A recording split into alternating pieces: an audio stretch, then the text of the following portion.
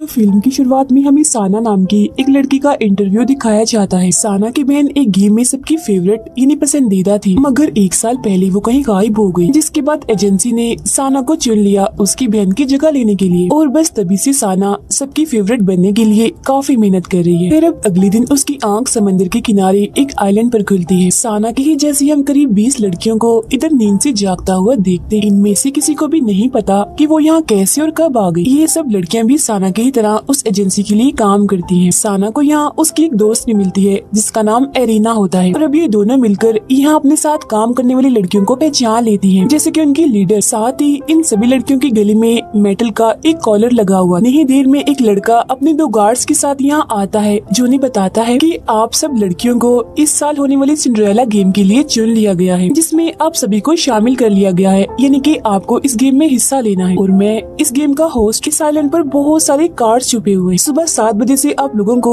वो कार्ड्स ढूंढने में लग जाना है, और शाम के 7 बजते ही एक क्लब, जो कि दरअसल एक गेम खेलने की जगह है, वहाँ पर पहुँच जाना है। वहाँ आप सभी के बीच कार्ड्स गेम खेली जाएगी, और जो गेम हार जाएगा उसे इस गेम से निकाल दिया जाएगा। आप सभी के बैग में अपना अपना मोबाइल है, जिसके अंदर सभी कार्ड्स की लोकेशन डाली हुई है, मतलब कि कार्ड्स का पता कि कौन सा कार्ड किधर है, ताकि कार्ड्स आप सभी को आसानी से मिल जाएं। जो भी आखिर तक इस गेम में टिका रहेगा, मतलब जो इस गेम को जीत जाएगा, उसे इस मुल्क का सबसे फेवरेट बना दिया जाएगा, यानी जिसे सब लोग पसंद करेंगे, जिसके बाद उसे इनाम मिलेगा। फिल्म्स और एड्स में काम करने के लिए बहुत सारे एल्बम्स मिलेंगे। तभी एक लड़की बोलती है कि मुझे इस बकवास गेम में कोई दिलचस्पी नहीं है, और यहाँ से जाने लगती। उसे जाता देखकर एक गार्ड अपने टैब का बटन दबाता है, जिसके फौरन बाद वो मेटल का कॉलर जो उस लड़की के गले में बंधा था वो आवाज करने लगता है, और फिर तभी अचानक उस लड़की की मौत हो जाती है। उन्हें ये नजारा दिखाकर गेम होस्ट कहता है कि तुम सबके कॉलर में जहर का इंजेक्शन लगाया हुआ है, जो हमारे एक बटन दबाते ही उस इंसान में चला जाएगा, जिससे उसकी मौत हो जाएगी। तो यहाँ से भागने का तो बिल्कुल भी मत सोचना। अब ये जानकर सारी लड़कियाँ काफी डर जाती हैं और समझ जाती हैं कि हम इस जानलेवा गेम में फंस गई हैं। वो ये भी जान लेती हैं कि हमारी एजेंसी ने ही मोटी रकम लेकर हमें यहाँ पर भेजा है। इसके बाद गेम होस्ट उन्हें गेम के और असूल बताने लगता है कि आइलैंड पर आप लोगों को टोटल 3 तरह के कार्ड्स मिलेंगे। एक का नाम है प्रिंस,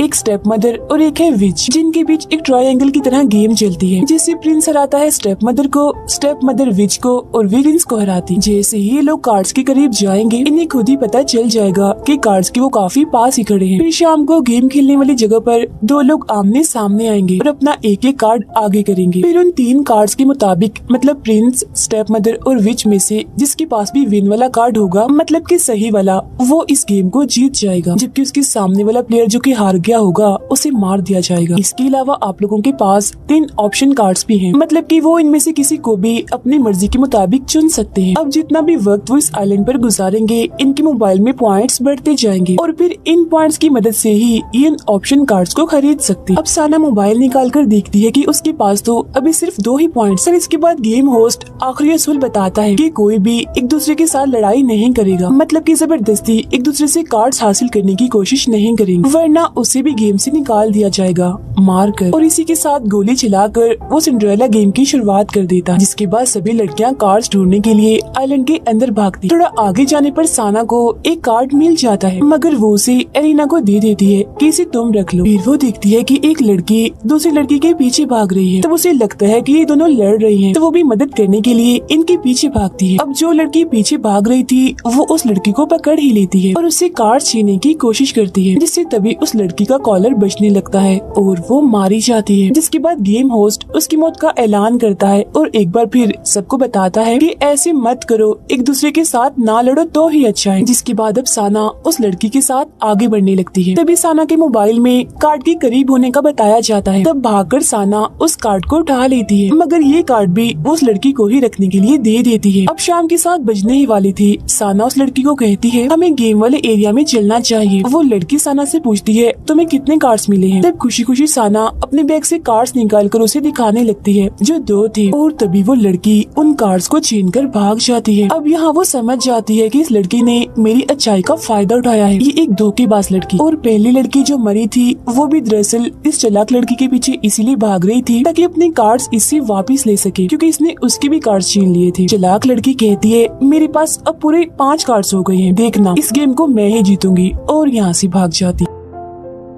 अब साना के पास कोई कार्ड नहीं बचा था तो उसे तो वैसे ही गेम से निकाल दिया जाएगा, जिस वजह से वो मायूस हो गई थी। मगर तभी उसे ऑप्शन कार्ड्स याद आती हैं जिन्हें वो पॉइंट्स के जरिए खरीद सकती है। वो अपना मोबाइल चेक करती है तो उसके पॉइंट्स काफी बढ़कर 1000 से भी ऊपर चले गए थे, जो एक हैरानी वाली बात। लेकिन इन पॉइंट से वो बस पंपकिन कार्ड ही खरीद सकती है क्योंकि बाकी 2 कार्ड्स काफी महंगे थे। तब एरिना उसे कहती है कि अगर तुम चाहो तो कुछ कार्ड मुझसे ले सकती हो, मगर साना मना कर देती है और अपने पॉइंट्स के जरिए वो 6 पंपकिन कार्ड्स खरीद लेती है। फिर 7 बजते ही गेम एरिया में मैच शुरू हो जाता है, जहाँ गेम होस्ट कोई भी 2 लड़कियों को आमने सामने बुलाता है। दोनों अपना अपना कार्ड आगे करती है और पहले चाल में जो लड़की समझदार थी वो जीत जाती है और दूसरी लड़की जो जाहिर है गेम को हार चुकी थी उसका कॉलर बजने लगता है और उसकी भी मौत हो जाती है। तब यहाँ के गार्ड्स जीतने वाली लड़की को उसका कमरा दिखाने ले जाते हैं, मगर जाते जाते वो लड़की मरी हुई लड़की से उसका बचा हुआ कार्ड भी छुड़ा कर ले जाती है। अब अगली मैच में वो चालाक लड़की जिसने साना से कार्ड छीने थे वो और साना आमने सामने आती है। चालाक लड़की को पूरा यकीन था कि गेम को तो मैं ही जीतूंगी क्योंकि साना के पास तो कार्ड्स ही नहीं है। लेकिन तभी साना को उसके खरीदे हुए 6 कार्ड्स दे दिए जाते हैं। दोनों जैसे अपने अपने कार्ड्स को आगे करती हैं तो गेम होस्ट उन्हें ऑप्शन कार्ड्स के बारे में बताने लगता है कि अगर पंपकिन कार्ड जो साना के पास है उसके सामने अगर कोई भी नॉर्मल कार्ड डाला जाए तो इस गेम को रोक दिया जाता है, और जो दूसरा कार्ड है मिडनाइट वो पंपकिन कार्ड को हरा सकता है, और सबसे आखिरी ऑप्शन कार्ड है ग्लास कार्ड जो इतना महंगा है कि मैं आपको क्या ही बताऊं। जिसके बाद अब दोनों अपने आगे की चालें चलने लगती है, और क्योंकि साना ने सारे ही पंपकिन कार्ड्स खरीदे थे तो वो सारे मैच ही खत्म करती रहती है। जिसके बाद आखिर में उस चालाक लड़की के पास उसके सारे 5 कार्ड्स खत्म हो जाते हैं, जिससे वो ये गेम हार जाती है। वो रोना धोना तो बहुत करती है मगर इसके बावजूद भी उसका कॉलर बचता है और उसे भी मार दिया जाता है। अब हालांकि उसने साना के साथ अच्छा नहीं किया था मगर फिर भी उसे उस चालाक लड़की की मौत पर काफी दुख होता है। जिसके बाद साना को भी उसके कमरे में ले जाकर छोड़ दिया जाता है। अब साना की दोस्त एरिना भी एक लड़की से इस गेम को जीत जाती है और वो साना के साथ वाले कमरे में आती है। दोनों कान लगाकर दीवार के जरिए एक दूसरे से बातें कर रही थी। एरिना उसे कहती है हमें अब एक टीम की तरह काम करना चाहिए, हम अलग अलग होकर इस आइलैंड पर कार्ड्स ढूंढेंगे और शाम होने पर उन्हें आपस में बांट लेंगे। रात में साना को एक सपना आता है जिसमें वो अपनी बहन को इस आइलैंड पर भागता हुआ देखती है। फिर अगली सुबह गेम का दूसरा दिन शुरू हो जाता है, जहाँ अब सिर्फ 9 लड़कियां ही जिंदा बची थी। 7 बजते ही वो कार्ड्स को खोजने आइलैंड के अंदर चली जाती है। साना और एक लड़की की नजर एक साथ ही एक कार्ड पर जाती है। तब साना जल्दी से भागकर वो कार्ड ले लेती है, लेकिन इस चक्कर में वो एक खाई में गिरने वाली हो जाती है। लेकिन वो दूसरी लड़की उसका हाथ पकड़कर उसकी जान बचा लेती है और मदद करने की बदले में वो साना से वो कार्ड हासिल कर लेती है। मगर जब साना थोड़ा आगे बढ़ती है तो उसे वहाँ एक और कार्ड मिल जाता है। साथ ही वो देखती है कि यहाँ हर जगह पर कैमरास लगे हुए हैं। फिर जब वो थोड़ा आगे जाती है तो उसे एक जगह एक लड़की बेहोश पड़ी मिलती है जिसकी एक आँख खराब थी। वो उस लड़की के पास जाती है तो देखती है कि उसकी पानी की बोतल खाली हो गई थी। तब साना उसे अपनी बोतल से पानी पिला देती है। पानी पीने के बाद वो लड़की कहती है कि मैं तुम्हारा कोई शुक्रिया अदा करने वाली नहीं हूँ और तुम ये अच्छाई का नाटक करना बंद कर दो, इससे कुछ हासिल नहीं होगा, तुम पागल हो जो इस तरह से कर रही हो। उधर एरिना कार्ड ढूंढते हुए एक गुफा में जाती है, जहाँ एक लड़की आकर लकड़ी से उस पर हमला कर देती है और कहती है कि यहाँ कोई कैमरा नहीं लगा हुआ, मैं तुम्हें मारकर तुम्हारे सारे कार्ड्स हासिल कर लूंगी और किसी को पता भी नहीं चलेगा क्योंकि गेम जीतने के लिए मैं किसी भी हद तक जा सकती हूँ। जिसके बाद वो एरिना पर दोबारा से हमला करके उसे नीचे गिरा देती है और वो उसे जान से मारने ही वाली थी कि तभी उसकी गले का कॉलर बजने लगता है और उसकी खुद की ही मौत हो जाती है। तब गेम होस्ट उसकी भी मौत का ऐलान करता है और कहता है कि बेशक कैमरास अक्सर जगहों पर नहीं है, लेकिन इस आइलैंड के चप्पे चप्पे पर हमारी नजर। उसके मरते ही एरिना उसके बैग से कार्ड्स निकाल कर आगे बढ़ जाती है। जिसके बाद शाम को सभी गेम वाले एरिया में पहुंच जाती है, जहाँ साना के पास पंपकिन के अलावा मिडनाइट कार्ड भी थे और पहला मैच एरिना का था एक दूसरी लड़की के साथ। तब जाते जाते साना उसे अपने सारे कार्ड्स दे देती है। तब एरिना उसे कहती है अगर मैं गेम में हार गई मतलब मैं मारी गई तो तुम जल्दी से अपने सारे कार्ड्स वापस ले लेना। अब पहला मैच खत्म हो जाता है क्योंकि एरिना के पास पंपकिन कार्ड था।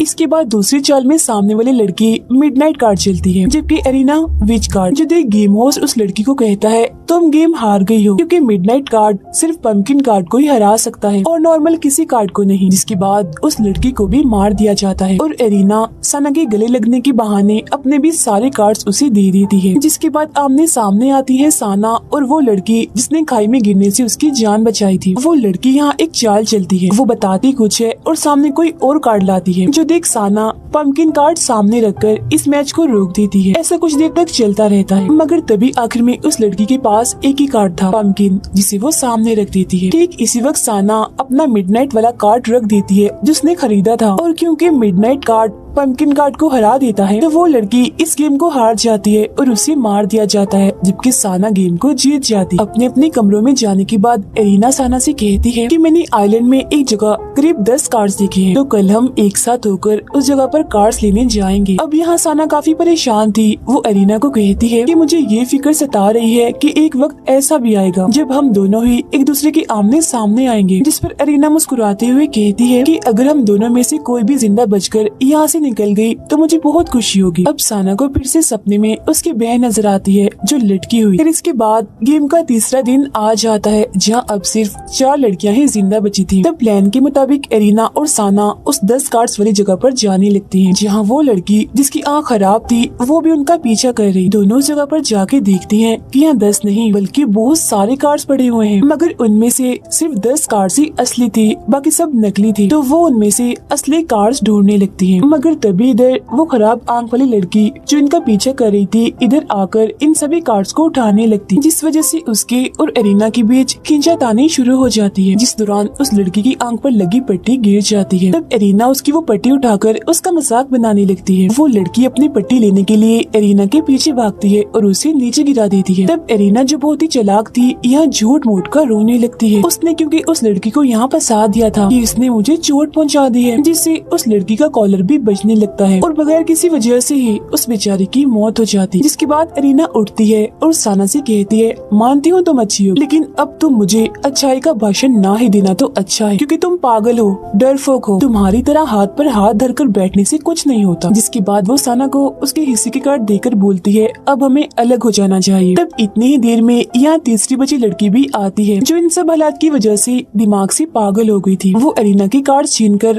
पहाड़ की तरफ जाने लगती है और वहाँ से सारे कार्ड्स वो समंदर में फेंक देती है। जिसके बाद जब वो रो रही थी तो खुद भी वहाँ से फिसल जाती है, लेकिन साना उसका हाथ पकड़कर गिरने से उसे बचा लेती है। तब एरिना भी उनकी मदद करने आती है और साना को पकड़ लेती है ताकि वो गिर ना जाए, मगर तभी उसके दिमाग में ख्याल आता है कि ये तो मेरे पास बहुत अच्छा मौका है, मैं इन दोनों जिंदा बची लड़कियों को गिरा देती हूँ, जिसके बाद मैं इस गेम को जीत जाऊंगी। इस सोच के बाद जैसे वो साना को छोड़ती है तो वो दोनों नीचे समंदर में गिर जाती है। मगर शाम को हम देखते हैं कि साना मरी नहीं है बल्कि वो जिंदा है, खुद भी और उस लड़की को भी समंदर से वो बाहर लाती है। वो लड़की साना को कुछ अच्छी बातें बोलकर फिर उसका शुक्रिया अदा करती है और फौरन ही मर जाती है।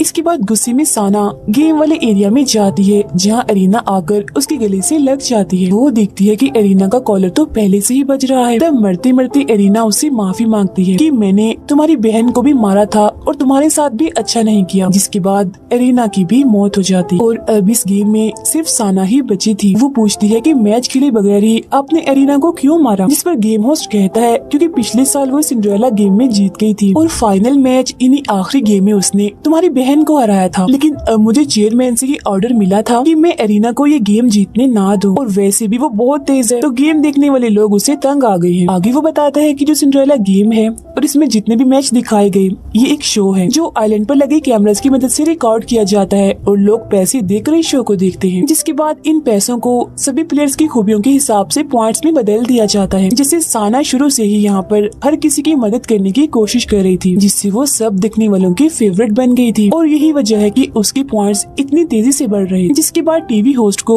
चेयरमैन की तरफ से ऑर्डर मिलता है कि साना को एक आखिरी गेम खेलनी होगी, मतलब कि फाइनल। जो सुन साना कहती है अब तो कोई जिंदा बचा ही नहीं तो मैं किसके साथ आखिरी गेम खेलूंगी। तब फौरन ही एक जगह से साना की बहन निकल कर बाहर आती है जो मरी नहीं थी बल्कि अभी जिंदा थी, क्योंकि पिछले साल वो आखिरी गेम में हार तो गई थी मगर उसे मारा नहीं था और अब उसे एक और मौका दिया जा रहा है सबकी फेवरेट बनने के लिए, जिसके लिए गेम उसे अपनी बहन के साथ ही खेलनी है। वो अपनी बहन साना के सारे कार्ड्स उसे लेकर गेम खेलने चली जाती है, क्योंकि वो दरअसल एक खुद गर्ल्स लड़की थी जो ये बिल्कुल भी नहीं चाहती थी कि उसकी बहन ये गेम जीते और सबकी फेवरेट बने। मशहूर होने के लिए वो इतनी अंधी हो गई है कि उसे कोई परवाह नहीं है कि सामने वाले से उसका क्या रिश्ता है। जिसके बाद दोनों बहनों को आखिरी फाइनल मैच के लिए एक दूसरे के आमने सामने खड़ा कर दिया जाता है। अब यहाँ आने से पहले भी साना ने एक ऑप्शन कार्ड खरीदा होता है, मगर वो कौन सा था ये अभी हमें नहीं दिखाया जाता। लेकिन उसे वो कार्ड लाकर दे दिया जाता है। साना की बहन अपने कार्ड्स में से एक कार्ड चलाती है और साना से कहती है, मेरी प्यारी बहन तुम ऐसा करो, जानबूझकर हार जाओ इस गेम को ताकि तुम्हारी बड़ी बहन का सपना पूरा हो जाए सबकी फेवरेट बनने का। लेकिन यहाँ पर साना अपना इकलौता ऑप्शन कार्ड आगे करती है और ये कार्ड था ग्लास कार्ड। जो देख फौरन गेम होस्ट कहता है कि साना का कार्ड जीत गया है, क्योंकि ग्लास कार्ड असल में सबसे कीमती और खास है जो हर कार्ड को हरा सकता है और इसे खरीदने के लिए 30,000 पॉइंट्स लगते हैं, जो कि आज तक इस गेम में किसी के भी नहीं हुए थे। और ये पहली बार हुआ था कि किसी ने उस कार्ड को खरीदा, इन्हें साना ने, क्योंकि पब्लिक यानी गेम देखने वाले सारे लोग उसके साथ हैं, उसे खूब पसंद कर रहे हैं और उसका साथ दे रहे हैं। वजह सिर्फ एक ही है, उसकी अच्छाई। तब साना की बहन रोते रोते यहाँ से भाग जाती है, मगर फिर भी उसकी मौत हो जाती है। इसके बाद साना भी यहाँ से चली जाती है। गेम होस्ट उसके पास आता है, कहता है तुम इस साल की सिंड्रेला गेम की विनर हो, मतलब कि तुम इस गेम को जीत गई हो। जो कहकर वो उसे इनाम देता है, यानी अवार्ड। साना अवार्ड लेकर रोने लगती है और पानी में चली जाती है। तब उसके पीछे पीछे गेम होस्ट भी आता है और उससे पूछता है कि गेम जीतकर तुम्हें कैसा लग रहा है, तुम सबकी फेवरेट बन गई हो, तुम्हारे लाखों फैंस तुम्हें देख रहे हैं, जरा इनकी तरफ देखो। तब साना कैमरा की तरफ देखकर सिर्फ अपने फैंस के लिए मुस्कुराने लगती है, जबकि अंदर से वो काफी दुखी थी। हमें इस गेम से ये सबक मिलता है कि हमें हमेशा अपने से ज्यादा दूसरों के बारे में सोचना चाहिए, फिर बेशक हम कितनी बड़ी मुसीबत में ही क्यों ना हो, क्योंकि अगर हम अच्छे होंगे, हमारा दिल दूसरों के लिए साफ होगा, तो हमारे साथ भी अच्छा होगा, हम आगे बढ़ेंगे, किस्मत भी हमारा साथ दे। जैसे साना के साथ हुआ, उसने हमेशा सबके साथ अच्छा किया, जिसके बाद आखिर में उसके साथ भी अच्छा हुआ, उसे इनाम मिला। और जिन्होंने दूसरों का बुरा सोचा उनके साथ बुरा ही हुआ। तो हमें हमेशा पॉजिटिव रहना चाहिए, हमेशा अच्छा सोचे और सबके साथ भी अच्छा करें। और मेरे इसी मैसेज के साथ ही ये कहानी इधर ही खत्म हो जाती।